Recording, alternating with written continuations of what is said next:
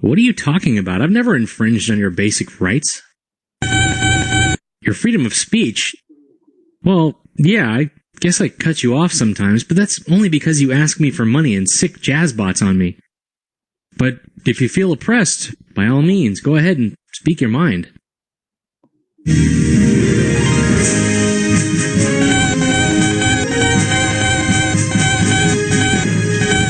Oh, hey, sorry to interrupt, but we've got to answer a letter.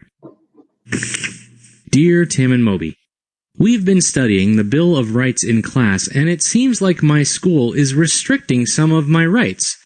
Are they allowed to do this? Sincerely, Phoebe. That's an interesting question, Phoebe.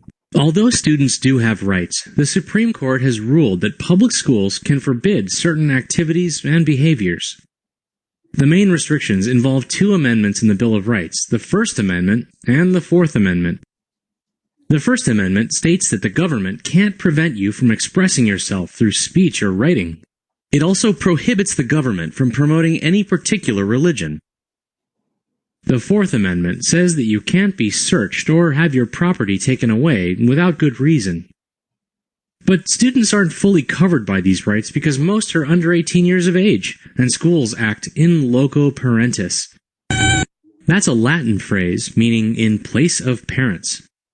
Basically, it means that schools are responsible for kids' well-being in the same way parents are.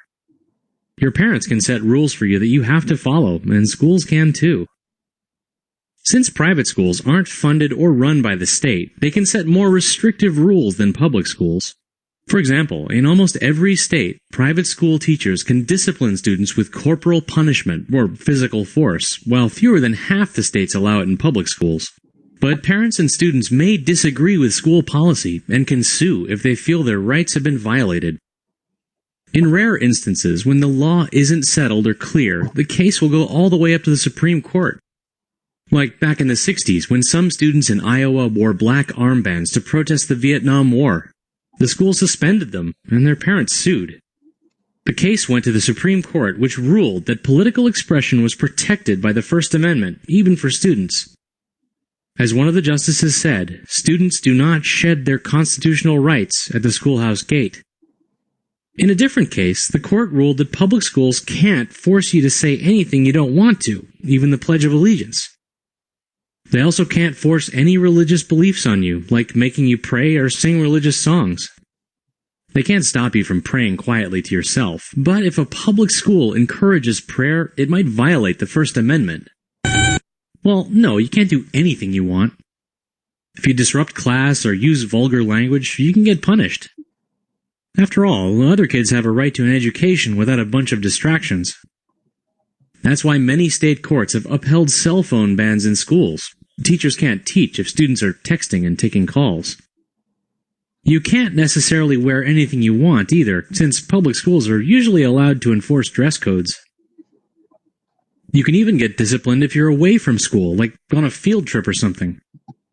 And if you work for the school newspaper or yearbook, you can't write whatever you want. Since these are official school publications, the school can edit their content. But there are limits. The school has to have a good reason for refusing to publish something. Right, the Fourth Amendment. The Fourth Amendment doesn't protect anyone, even adults, from all searches. In fact, police can search anyone, as long as they have probable cause to believe he's breaking the law.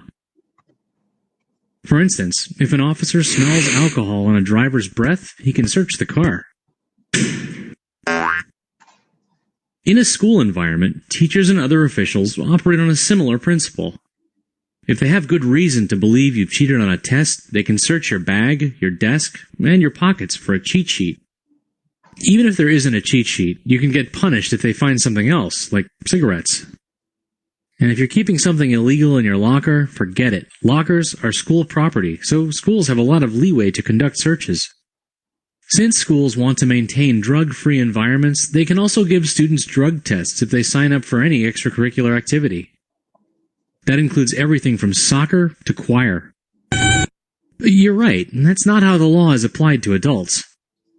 But the Supreme Court has ruled that since drugs are such a menace, public schools can take all sorts of measures to prevent students from getting involved with them.